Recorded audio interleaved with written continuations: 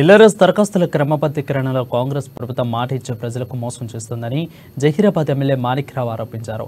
అయితే సంగారెడ్డి జిల్లా జహీరాబాద్లో MLA Manikrao party శ్రేణులతో కలిసి బైక్ ర్యాలీ నిర్వహించారు. పట్టణంలోని ప్రభుత్వ అతిథి గృహం నుంచి ఆర్టీఓ కార్యాలయం వరకు బైక్ ర్యాలీ నిర్వహించి ధర్నా చేపట్టారు.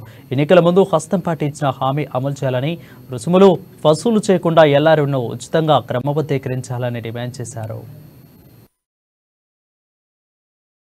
ఇప్పుడెందుకు మీరు ఫ్రీగా చేయట్లేదని మేము అడుగుతా ఉన్నాం. బీఆర్ఎస్ పార్టీ తరఫున ఏదైతే మీరు ఇచ్చిన మాటలు ఏదైతున్నారో సీతక్క ఒక మాట, అదేవిధంగా ఉత్తమ్ కుమార్ రెడ్డి మేమందరం కూడా ఫ్రీ చేస్తామన్నారు.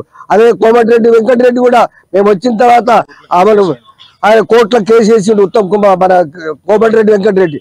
అదేవిధంగా మరి అదేవిధంగా బట్టి విక్రమార్క ఏమంటాడంటే మేము వచ్చిన తర్వాత అన్ని ఫ్రీగా చేస్తామని అంటాడు.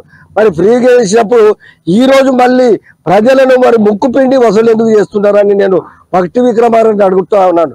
ఈ ప్రభుత్వం ఒట్టి అబద్ధాల కోరు ప్రభుత్వం, జూటాబాటు చెప్పే ప్రభుత్వం, ఒట్టి మాటలు చెప్పే ప్రభుత్వం. కాబట్టి ప్రజలను మోసం చేసి ప్రభుత్వానికి వచ్చి ఈ రకంగా అబద్ధాలు చెప్పి ఈరోజు మళ్ళీ మరకాయ మసలు పూసి పట్టినట్లు